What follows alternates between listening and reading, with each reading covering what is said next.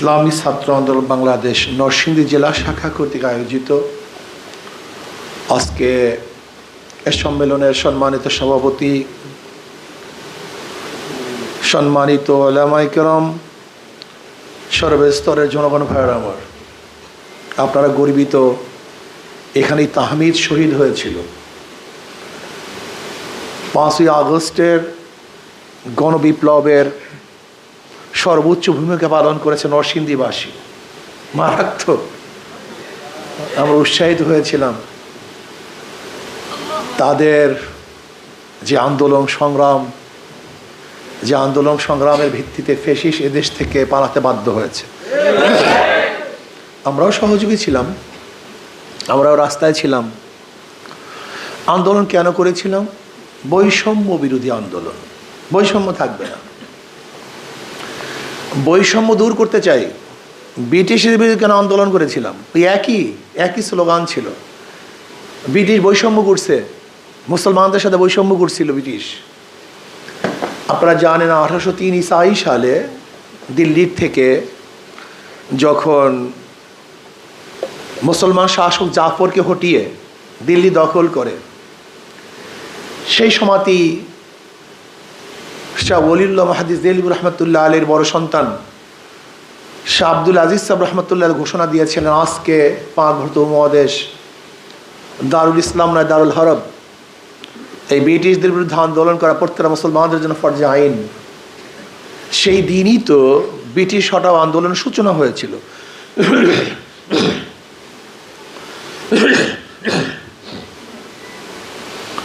আন্দোলনের সূচনা হয়েছিল 1857 ঈসাই সালে, যে আজাদি বিপ্লব, সে আজাদি বিপ্লবের নেতৃত্বে কে ছিল? ওলামায়ে কেরাম ছিলেন। হাজী ইমদাদুল্লাহ মুহাজ্জিব মক্কি রহমতুল্লাহ আলাইহির নেতৃত্বে রশিদ আহমদ গঙ্গি রহমতুল্লাহ আলাইহি, কাসিম নানদ রহমতুল্লাহ আলাইহি, জাফর থানেশ্বর রহমতুল্লাহ আলাইহি সহ ওলামায়ে কেরামের রক্ত, জীবন, ত্যাগের ভিত্তিতেই ব্রিটিশ এদেশ থেকে হত্যা বাধ্য হয়েছিল। স্লোগান কি ছিল? বৈষম্য দূর করা, মুসলমানদের অধিকার ফিরিয়ে আনা। ভেবেছিলাম ব্রিটিশ চলে গেলেই বৈষম্য দূর হয়ে যাবে, কিন্তু আমরা কি দেখলাম? ভারতের সংখ্যাগরিষ্ঠরা মুসলমানদের সাথে বৈষম্য করছে, তাদের অধিকার দিচ্ছে না। মুসলমান চিন্তা করছে, যদি আমরা ভারত থেকে, ইন্ডিয়ার থেকে আলাদা হয়ে মুসলমানদের জন্য আলাদা কান্ট্রি করতে না পারি, দেশ করতে না পারি, তাহলে বৈষম্য শিকার হব। মুসলমানরা আন্দোলন তুলছে, স্বতন্ত্র দেশ চাই, মুসলমানদের জন্য স্বতন্ত্র ভূমি চাই। এই মুসলমানদের আন্দোলনের কারণে 47-এ পাকিস্তান নামে একটা দেশ উপহার পেলাম। আমরা দেশকে স্বাধীন করলাম, ভারত থেকে আলাদা হলাম। কেন? সাম্য, মানবিক মর্যাদা, সামাজিক ন্যায় বিচার প্রতিষ্ঠিত করার জন্য, বৈষম্য দূর করার জন্য। ভেবেছিলাম এবার বৈষম্য থাকবে না, কিন্তু আমরা কি দেখলাম? পশ্চিম পাকিস্তানের লোকগুলি পূর্ব পাকিস্তানের সাথে বৈষম্য করছে। আবার চিন্তা করলাম, যদি পশ্চিম পাকিস্তান থেকে আলাদা না হই তাহলে বৈষম্য দূর হবে না। 71-এ আবার পশ্চিম পাকিস্তান থেকে ভাগ হয়ে বাংলাদেশ নামীয় একটা রাষ্ট্র গঠন করলাম। স্লোগান কি ছিল? সাম্য, মানবিক মর্যাদা, সামাজিক ন্যায় বিচার। সাম্য, মানবিক মর্যাদা, সামাজিক ন্যায় বিচার প্রতিষ্ঠিত করার জন্য 71-এ বহু মানুষ জীবন দিয়েছে, রক্ত দিয়েছে, আহত হয়েছে, নিহত হয়েছিল। ভেবেছিলাম বৈষম্য দূর হবে, কিন্তু আমরা কি দেখলাম? 71 থেকে এই 2024 পর্যন্ত যারাই শাসক ছিল বৈষম্য দূর করতে পারেনি। আবার ছাত্ররা বৈষম্য দূর করার জন্য আন্দোলন সংগ্রাম শুরু করেছিল। জনগণও তাদের সাথে পার্টিসিপেট করছে যে হ্যাঁ, তোমাদের দাবি যথাযথ, যৌক্তিক, আমরা আছি তোমাদের সাথে। 5ই জুলাই বরিশালে প্রথম আমরা জনসভার থেকে এই ছাত্র আন্দোলনের, বৈষম্য বিরোধী আন্দোলনের সাথে সম্পৃক্ত হই। 5ই জুলাই অগণিত বক্তৃতা ছিল আমাদের, এই জুলাই মাসে আন্দোলনের পক্ষে। 4 আগস্ট শাহবাগে গিয়ে আমরা বক্তব্য করেছিলাম যে আগামী 5 তারিখ, আগামী 5 তারিখ 5ই আগস্ট ওই গণভবন জনগণের, এই জনগণের গণভবন জনগণ দখল করবে। 4 তারিখের বিকালের বক্তৃতা ছিল আমার। আল্লাহর কি কৃষ্মা, আল্লাহ এমনভাবে কবুল করেছেন, সেই 5 তারিখই আমরা গণভবন দখল করেছিলাম। কেন? বৈষম্য দূর। কি ভাই, কি ছিল ভাই? সাম্য, মানবিক মর্যাদা, সামাজিক ন্যায় বিচার প্রতিষ্ঠিত হবে। প্রত্যেকটা মানুষ শান্তিতে বসবাস করবে, অধিকার ফিরে পাবে, বাকশক্তি স্বাধীনতা থাকবে, শ্রমজীবীদের শ্রমের অধিকার প্রতিষ্ঠিত হবে, একজন শিক্ষার্থীর শিক্ষা করার অধিকার বাস্তবায়ন হবে, একজন মহিলা ইজ্জত আবরু নিয়ে চলাফেরা করবে, একজন গরিব মেহনতি মানুষ যেন দুমুঠো খেতে পারে, বস্ত্রহীন মানুষগুলি বস্ত্র পরতে পারে, গৃহহীন মানুষগুলি যেন একটু আশ্রয় পায়, যারা চিকিৎসাহীন ধুকে ধুকে মরছে আমরা যেন তাদের চিকিৎসার ব্যবস্থা করতে পারি। সাম্য, মানবিক মর্যাদা, সামাজিক ন্যায় বিচার প্রতিষ্ঠিত হবে। প্রত্যেক ধার্মিক তার অধিকার নিয়ে ধর্ম পালন করবে। যেখানে মুসলমানরা আল্লাহকে সেজদা করবে, হিন্দুরা মন্দিরে গিয়ে ইবাদত করবে, তাদের পূজা করবে, একজন খ্রিস্টান গির্জায় গিয়ে তপস্যা করবে, ধ্যান করবে, প্রেয়ার করবে। এর জন্য আমরা আন্দোলন করেছিলাম যে প্রত্যেকটা মানুষ তাদের অধিকার নিয়ে বসবাস করবে। কিন্তু আমরা কি দেখলাম? 5ই আগস্টের পরে আবারও সেই দখলদারি, আবারও জুলুম, আবারও অত্যাচার, আবারও অবিচার, আবারও নির্বিচারে হত্যা। ইউনিভার্সিটির মধ্যে, ঢাকা ইউনিভার্সিটির মধ্যে নির্বিচারে হত্যা, আবারও সেই দুর্নীতি, আবারও ঘুষ, আবার ঘুষের বাণিজ্য, আবার পুলিশের হুমকি ধমকি, আবার সেই প্রশাসন, সেই অবস্থা। কোনো পরিবর্তন দেখছি না, কোনো পরিবর্তন দেখছি না। ভেবেছিলাম ব্যবসায়ীরা ব্যবসা করবে, চাঁদা দিতে হবে না। একজন দোকানদার দোকানদারি করবে, তাকে বাড়তি কোনো খরচ, চাঁদা দিতে হবে না। এখন চাকরিজীবী চাকরি করবে, সেখানে ঘুষ প্রয়োগ করতে হবে না। একজন জমিওয়ালা তার জমি রেজিস্ট্রি করবে, যেখানে কোনো বিড়ম্বনার সম্ভাবনা থাকবে না। একজন মাজলুম সে বিচারকের কাছে বিচার চাবে, যেখানে ন্যায় বিচার প্রতিষ্ঠা হবে, ন্যায় বিচার পাবে। কিন্তু কিচ্ছু না, সব জায়গায় গঞ্জাম, আবারও মিথ্যা মামলা, পাহাড়ে পাহাড়ে মিথ্যা মামলা। এর কারণটা কি? আজকে দেখেছেন বাংলাদেশ নিয়ে কি গভীর ষড়যন্ত্র চলতেছে, কি চলতেছে বাংলাদেশ নিয়ে। আজকে সচিবালয় আগুন, এটা পরিকল্পিত আগুন, এটা অপরিকল্পিত নয়। যে সচিবালয় সবচেয়ে বেশি সুরক্ষিত থাকা উচিত ছিল, কিন্তু সরকার ব্যর্থ হয়েছে, সুরক্ষা করতে পারেনি। প্রশাসন ঢিলা ঢালা। এখন প্রশাসন কে চালায় তা আমরা জানি না। এখন সরকারকে অন্তর্বর্তীকালীন সরকার, না অঘোষিত বিএনপি সরকার, নাকি আর্মি সরকার, না আদৌ কোনো সরকার আছে কি নাই, আমরা কিছুই বুঝতে পারছি না। এরকম দেশ চলতে পারে না। এর কারণটা কি? এর কারণ হলো আমাদের শায়েখ মোর্শেদ নব্বরাল্লাহু মারকাদু অনেক আগেই বলে গিয়েছেন, মাদার গাছ লাগিয়ে আমের আশা করা যায় না, তেঁতুল গাছ লাগিয়ে মিষ্টি ফলের আশা করা যায় না। দুর্নীতিবাদ, চোর, ডাকাত, বদমাশদের মাধ্যমে, ধর্ষণ এবং খুনের মাধ্যমে দেশকে দুর্নীতি মুক্ত করা যায় না। এই 53 বছর যারা ক্ষমতায় ছিল সবই দুর্নীতিবাজ। এই 53 বছর যারা ক্ষমতায় ছিল ওরা এই দুর্নীতিতে 5 বার দেশকে চ্যাম্পিয়ন করেছে। একবার দুইবার না, 5 বার। এই খালেদার আমলে, বিএনপির আমলে ঘোষণা হয়েছে দুর্নীতিতে 5 বার দেশ চ্যাম্পিয়নশিপ লাভ করেছে। আওয়ামী লীগের আমলে হাজার হাজার লক্ষ লক্ষ কোটি কোটি টাকা পাচার হয়ে গেছে। আপনি কি দেখেছেন শেখ হাসিনার একজন পিয়ন 400 কোটি টাকার মালিক হয়েছে, 400 কোটি টাকার মালিক হয়েছে। এখন বাড়ছে 625 কোটি, হেলিকপ্টারে ঘুরে। আপনি চিন্তা করতে পারছেন লুটপাটের অবস্থা কোথায় গিয়ে বুঝছে। কোন কোন রিপোর্টের মধ্যে আছে 10 লক্ষ কোটি, কোন কোন রিপোর্টের মধ্যে 14 লক্ষ কোটি, শেষ রিপোর্ট হলো 18 লক্ষ কোটি টাকা বিদেশে পাচার হয়ে গেছে। 28 লক্ষ, কালকে দেখলাম 28 লক্ষ। ও কালকে 28 লক্ষ, আরো মানে প্রতিদিন বাড়তেছে। প্রথম দেখছি 10, এরপরে 14, এরপরে 18, এখন 28 লক্ষ কোটি টাকা।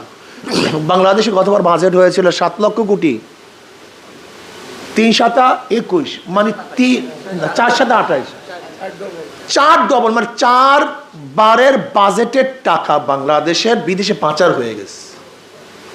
আপনি চিন্তা করতে পারছেন দেশের অবস্থাটা কোথায় গিয়ে বুঝছে। এমন কোনো জায়গা নাই যেখানে দুর্নীতি নেই। এমনকি দুর্নীতির অবস্থা কোথায় গিয়ে বুঝছে যে সরকার পরিবর্তন হওয়ার সাথে সাথে বাইতুল মোকাররমের ইমাম সাহেব পরিবর্তন হয়ে যায়। এখন বুঝেন দুর্নীতি কোথায় গিয়ে বুঝছে, মসজিদ পর্যন্ত। মানে দুর্নীতি গিয়ে বুঝছে মসজিদ পর্যন্ত। মসজিদ নিরাপত্তা ছিল না, নিরাপদ ছিল না, সেখানেও দুর্নীতি হয়েছে। মানে সরকার পরিবর্তন হয়েছে তো ইমাম সাহেব পরিবর্তন হয়ে গেছে। চিন্তা করতে পারছেন? গোটা দুনিয়ার মধ্যে ইতিহাস নাই এক সরকার পরিবর্তন হওয়ার পরে পুরো সংসদে সবাই পালিয়ে বেড়ায়, উপজেলার চেয়ারম্যানগুলি পালিয়ে বেড়ায়, ইউনিয়নের চেয়ারম্যানগুলি পালিয়ে বেড়ায়, এমনকি মেম্বার পর্যন্ত পালিয়ে বেড়ায়, সমস্ত সভাপতি সেক্রেটারি পদস্থন ওয়ার্ডের একজন দায়িত্বশীল পালিয়ে বেড়ায়। এরকম ইতিহাস গোটা দুনিয়ার মধ্যে নেই। কিন্তু দুঃখের বিষয় হলো বিএনপি একই পথে হাঁটছে। ওহি আলু কি তরকারি জু পহলি থি সোয়াব ভি হ্যায়। এক কবি সাহেবের দরবারে এক খাদেম ছিল। তা কবি সাহেবের খেদমত করতে করতে কবি সাহেবের কিছু ভাবও তার মধ্যে চলে আসছে। এখন কবি সাহেব কবিতা লিখতেছে, সুতুম সাজি জুপাকারি জু পহলি থি সোয়াব ভি হ্যায়। সরকারের সেই অত্যাচার, অবিচার, জুলুম ওই প্রথম থেকে যেরকম ছিল আজও একই অবস্থায় আছে। এক মিসরা লিখে কবি সাহেব অন্য জায়গায় চলে গেছে। এবার খাদেম এসে দেখে যে এই এক মিসরা লিখছে, এখন সামনে আর এক মিসরা লিখতেছে, ওহি আলু কি তরকারি জু পহলি থি সোয়াব ভি হ্যায়। কবি সাহেবের দরবারে এসে প্রথম থেকে যে আলু তরকারি খাওয়া শুরু করছি, আজও সেই আলু তরকারি আর কোনো পরিবর্তন হয়নি, মাছ গোশত পাইলাম না। ওহি আলু কি তরকারি জু পহলি থি সোয়াব ভি হ্যায়। এই জুলুম, অত্যাচার, অবিচার এই 71 থেকে আজ পর্যন্ত যে শুরু হয়েছে, এর কোনো পরিবর্তন। কিয়ামত পর্যন্ত রক্ত দিতে পারেন, জীবন দিতে পারেন, পরিবর্তন হবে না। আসল জায়গায় কেউ হাত দেয়নি। একজনের নাম এ, একজনের নাম বি, একজনের নাম সি। এও চোর, বিও চোর, সিও চোর। ক্ষমতা আছে, সে কি করবে? হটাও এ বসাও বি, সে কি করবে? হটাও বি বসাও সি, সে কি করবে? ব্যক্তি এবং দলের পরিবর্তন হয়েছে, নীতি আদর্শ পরিবর্তন হয়নি। আজকে চাঁদার হাত পরিবর্তন হয়েছে। এতদিন চাঁদা গ্রহণ করছে লেন্টু, এখন করে ফেন্টু। এতদিন গুন্ডামি করতে ক্যান্টু, এখন গুন্ডামি লেন্টু। শুধু চেহারার এবং হাতের পরিবর্তন হয়েছে, চাঁদার পরিবর্তন কিয়ামত পর্যন্ত হবে না। দেখছেন না আপনাদের 2 দিন আগে বা 1 দিন আগে কি কথা বলেন না কেন, কি অবস্থা চলতে আছে, চলবে, এ পরিবর্তন হবে না। সব খাই খাই পার্টি। ছাত্র জনতা তোমরা কি জানো এই 51-53 বছর পর্যন্ত ওরা সিন্ডিকেট। তুই 5 বছর খাবি, 5 বছর আমি খাবো। 5 বছর তুই লুট করবি, 5 বছর আমি লুট করব। 5 বছর তুই জুলুম করবি, 5 বছর আমি জুলুম করব। 5 বছর তুই টেন্ডারবাজি করবি, 5 বছর আমি টেন্ডারবাজি করব। ওরা সিন্ডিকেট করে ফেলেছে। এই জালেমের সিন্ডিকেট ভাঙতে হবে। এই সমাজ ভাঙ্গে নতুন সমাজ গড়তে হবে ইনশাআল্লাহ। এর জন্য আগামী দিনে সূর্য উদয় হবে তোমাদের মাধ্যমে। ইসলামী ছাত্র আন্দোলন, সাহাবাদের অনুসরণ, রুহানিয়াত ও জাহাদের সমন্বিত প্রয়াস, নতুন সূর্য উদিত হবে। তোমাদেরকে নতুন সূর্য উদয় করতে হবে। আমি বিশ্বাস করি আজ কি কাল হোক ইসলামী সূর্য চমকাছে, চমকাইতেছে, উকি দিয়েছে। ইনশাআল্লাহ সবে সাদেক চলে আসছে, আলো দেখা যাচ্ছে, সূর্য উদয় হবে হবে ইনশাআল্লাহ। বাংলাদেশে কলমার পতাকা উড্ডয়ন হবে, কোনো সন্দেহ নেই। বাংলাদেশের প্রত্যেকটা মুসলমান ইসলামকে ধারণ করে, লালন করে, কিন্তু জালেমরা আমাদের থেকে মুখ ফিরিয়ে রেখেছে, ওদেরকে আসল কথা বুঝতে দেয় নাই, ছায়ার মধ্যে রেখেছে। আজকে জালেমের চেহারা উন্মোচিত হয়ে গেছে। আপনি কি জানেন বিএনপি কেন আওয়ামী লীগকে আনতে চায়? বিএনপি বারবার বলেন আওয়ামী লীগকে ইলেকশন আনতে হবে, নির্বাচনে আনতে হবে, বলে কি বলে না? জানেন কেন চায়? বিএনপির ভোট কালেকশন করা শুধু স্লোগান ছিল আওয়ামী লীগ ঠেকাও। নির্বাচনের সময় কি স্লোগান দেয়? কথা বলেন। এছাড়া কোনো বক্তব্য আছে? এই করছি, এই উন্নয়ন করছি, সেই উন্নয়ন করছে, এইটা করছি, সেইটা করছি, এরকম কিচ্ছু নাই বিএনপির মধ্যে। বিএনপি এমন কোনো প্লেস করতে পারে না যে আমি এই কারণে ভোট দাবি করি, এই কারণে ভোট চাই। বিএনপির ভোট দাবি করার একমাত্র স্লোগান কি ছিল? ভাই আওয়ামী লীগ ঠেকাও, এই আওয়ামী লীগ ক্ষমতায় আসবে, আরে ভাই সব বাদ দাও, আওয়ামী লীগ ঠেকাও। এখন আওয়ামী লীগ যদি মাঠে না থাকে তা ঠেকাইবে কি? ওরা নিজেরাই তো ঠিক আছে, কথাটা বুঝাতে পারি না।